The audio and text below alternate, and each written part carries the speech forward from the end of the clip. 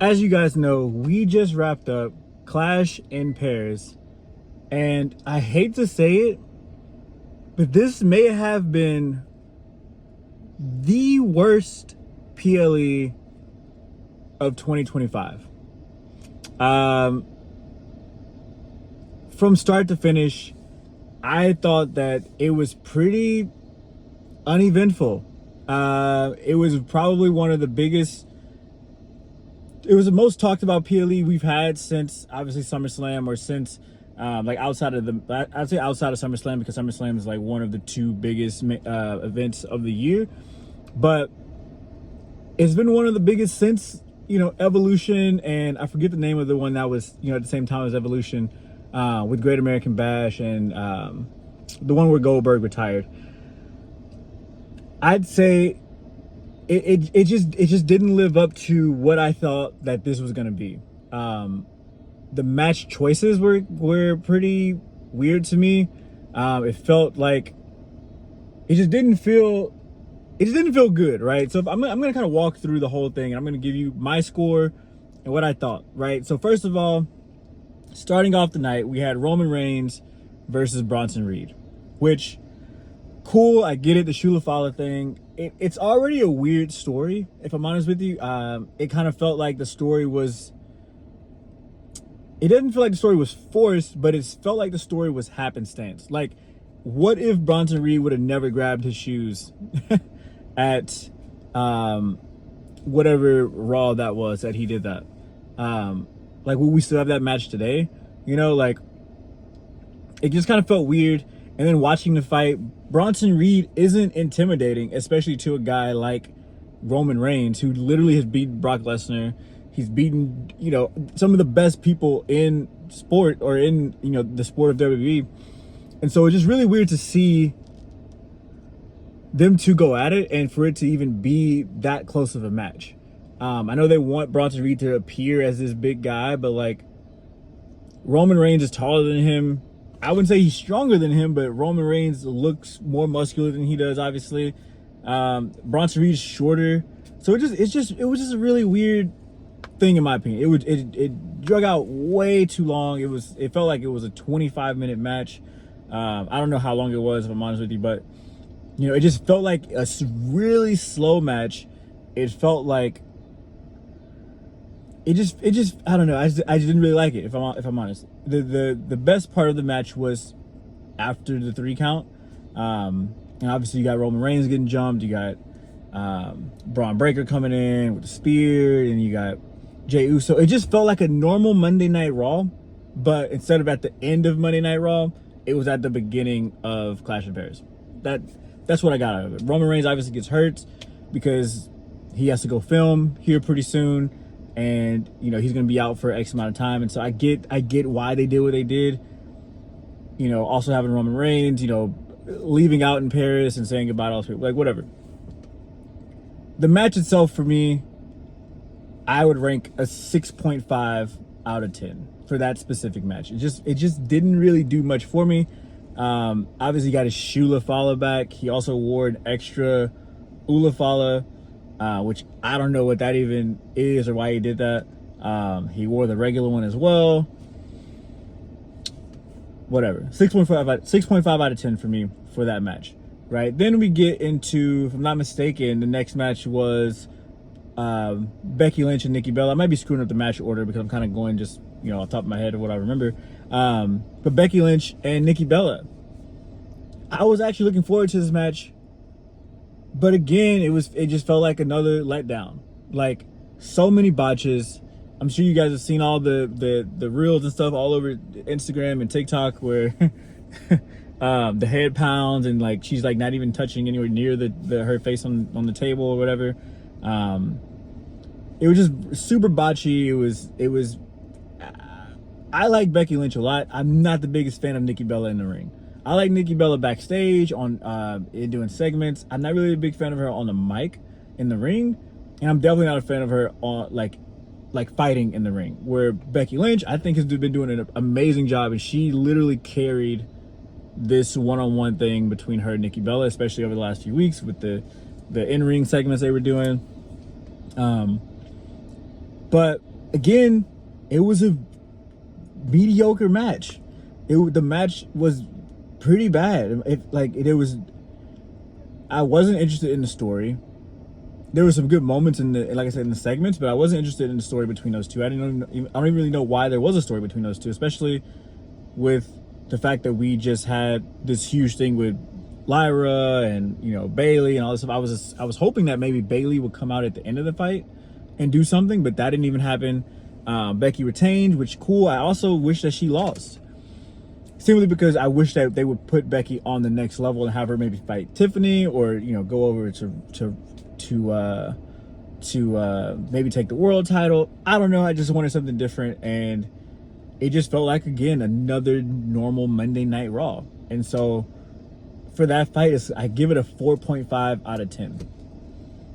Hate to say it, but that kind of just is what it is. The next fight, I think we had the Street Profits versus the Wyatt Six. And this match felt also like they just needed to throw the tag team division in there. And so they just said, who's the most popular tag team versus the champions? And so we got Street Profits versus Wyatt Six. I think it feels like the WWE doesn't know what to do with the tag division right now. The match, again, felt mediocre. It just felt like a normal SmackDown, like the all of the PLE felt just like a normal day in the week. I don't have anything to say good about that match other than the fact that there was a progression in the Street Profits story.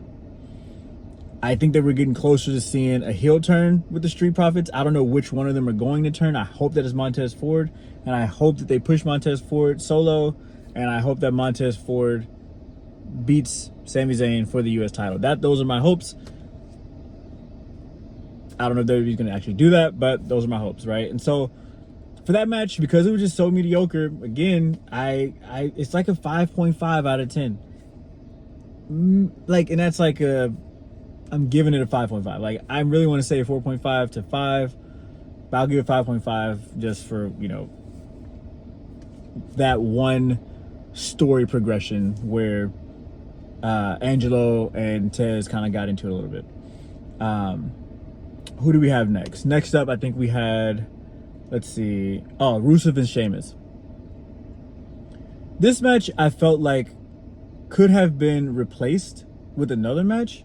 I think there's so many rivalries that we would rather see versus Rusev and Sheamus, especially because we've seen Rusev and Sheamus for the last few PLEs and few weeks on Raw. Especially if you go all the way back to when they were in Saudi Arabia, they fought like 2 weeks before that. They fought after that. If I'm not mistaken, they had a fight at SummerSlam. I think, maybe not, but it feels like they fight all the time, and it's just like I don't even understand why I'm watching it. The match itself, the fighting was decent. It was good. I enjoyed them using the sticks and the stuff, but it just felt like, why am I watching it? I don't know what the point of the story is other than two just big dudes going at each other for nothing. If we even go all the way back to the beginning of this rivalry, it was just the whole thing between Rusev and Tozawa, and then Sheamus was fighting Grayson Waller, and then randomly they ended up getting into it because Sheamus was defending Tozawa for no reason at all, and now they're just going back and forth fighting.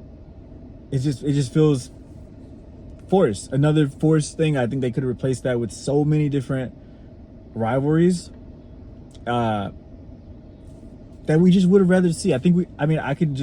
We'd rather Damian Priest versus Drew again. I'd rather see Sami Zayn versus Karrion Kross again. I'd rather see Damian Priest versus Fatu. I'd rather see Fatu versus... You see what I'm saying? I'd rather see Rhea Ripley and Io Sky tag team against the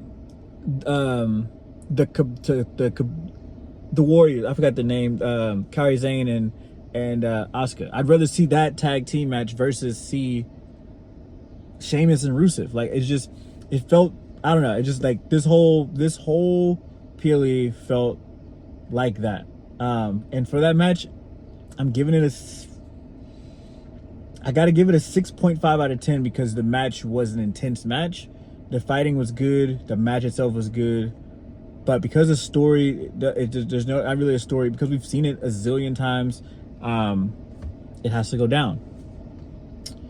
The last two matches, we had John Cena versus Logan Paul, which I actually like this match. This is when I felt like the weekend, or like this PLE or Clash in Paris, actually started to pick up some steam, obviously, because we're getting to the end of the card. But John Cena and Logan Paul, I think they tried to make an example that Logan Paul is actually good in the ring without viral moments. And I think that they succeeded at that. I think if that was the goal for this match, good job. You did great, right? And so I do wish that Logan Paul played a little dirty in this match. But honestly, I think that this match was more so for Logan than it was for John. And so for that reason, I'm going to give this match, I will give it an 8 out of 10. Last but not least, we got the Fatal 4-Way with Jey Uso, Seth Rollins, CM Punk, and LA Knight. And I think this was a big showcase for LA Knight. I don't think that this was really, like, if you watch the match over, the whole middle of the match was all LA Knight. Like, it was just him doing his thing, and I think they're trying to really push him to the world heavyweight level. But I just don't think that he's ready. My personal opinion, he's definitely not one of my favorites by any means. And I think that the match itself was decent. The ending was very unexpected, which I definitely get some kudos from me for that ending with Becky Lynch. I figured she would join this division eventually. I didn't expect it to be now. It kind of just, like, I expected it way earlier on, before like we even got Bronson Reed in it. But now that she's in it, it's kind of weird, because she's also defending a title. She's doing this, she's doing that. And so I'm not really sure what they're going to do with it. But for that match, again, it was a good match. It definitely progressed the story. It added to the vision. It was unpredictable. The fighting was good. Obviously, those four, you get them in the ring. I mean, yeah, in the ring, then, good things happen. So for that reason, I got to rank it, I would say an 8.5 out of 10, because it was better than John Cena versus Logan. And so for that, though, the entire weekend, the entire Clash in Paris itself, I can't go higher than a 6.5 out of 10. And that's just what I got to give it. So it's getting dark. I don't want you guys to not be able to see me in the video anymore. So I'm trying to, like, wrap up this ending. But 6.5 out of 10 is what it's going to get from me for Clash in Paris. Definitely a mediocre PLE, in my opinion. But hit the like button, subscribe to the channel, comment below what you guys thought and what you rank each video. And I'll catch you guys on the next one. Peace.